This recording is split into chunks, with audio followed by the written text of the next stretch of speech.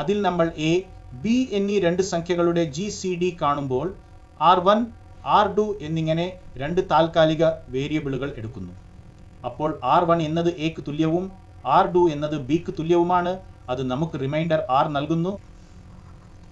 അതോടൊപ്പം കോഷ്യന്റ് Qവും. അപ്പോൾ നമുക്ക് എങ്ങനെയാണ് കോഷ്യന്റ് ലഭിക്കുന്നത്? നമുക്കെല്ലാവർക്കും അറിയാം, R1നെ R2 കൊണ്ട് ഹരിക്കുമ്പോൾ R1 എന്നത് R2 × Q പ്ലസ് ഒരു റിമൈൻഡർ R. അപ്പോൾ R എന്നത് R1 മൈനസ് R2 × Q ആണ്. അപ്പോൾ യൂക്ലിഡിയൻ അൽഗോരിതം പ്രോസസ്സ് എങ്ങനെയാണ് ആവർത്തിക്കുന്നതെന്ന് നമുക്ക് നോക്കാം. നമുക്ക് റിമൈൻഡർ ലഭിക്കുമ്പോൾ ബിയുടെ മൂല്യം R1ലേക്ക് അസൈൻ ചെയ്യപ്പെടുന്നു.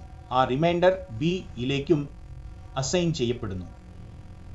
റിമൈൻഡർ മൂല്യം 0 ലഭിക്കുന്നതുവരെ ഈ പ്രക്രിയ തുടരുന്നു. നമുക്ക് റിമൈൻഡർ മൂല്യം 0 ആയി ലഭിക്കുമ്പോൾ അതിനനുസരിച്ചുള്ള R1 ആണ് എ, ബി എന്നിവയുടെ GCD. നൽകിയിരിക്കുന്ന പ്രക്രിയയിൽ നിന്ന് അൽഗോരിതം എങ്ങനെയാണ് എഴുതിയിരിക്കുന്നതെന്ന് നോക്കാം. തുടക്കത്തിൽ നമ്മൾ R1നെ എ ആയും R2വിനെ ബി ആയും എടുക്കുന്നു. എന്നിട്ട് R2 0 വലുതായിരിക്കുന്നവരെ നമ്മൾ ആവർത്തിക്കുന്നു. നിങ്ങൾക്ക് കാണാനാകുന്നതുപോലെ നമ്മൾ Q കോഎഫിഷ്യന്റ് കണക്കാക്കുന്നു. നമ്മൾ മുമ്പ് ചർച്ച ചെയ്തതുപോലെ റിമൈൻഡറും. അതിനുശേഷം നമ്മൾ R2വിനെ R1ലേക്ക് വീണ്ടും അസൈൻ ചെയ്യുന്നു. Rനെ R2വിലേക്കും. ഈ പ്രക്രിയ R2 0 വലുതായിരിക്കുന്നതുവരെ തുടരുന്നു. ഒടുവിൽ R2 0 ആകുമ്പോൾ GCD എന്നത് R1 ആയിരിക്കും.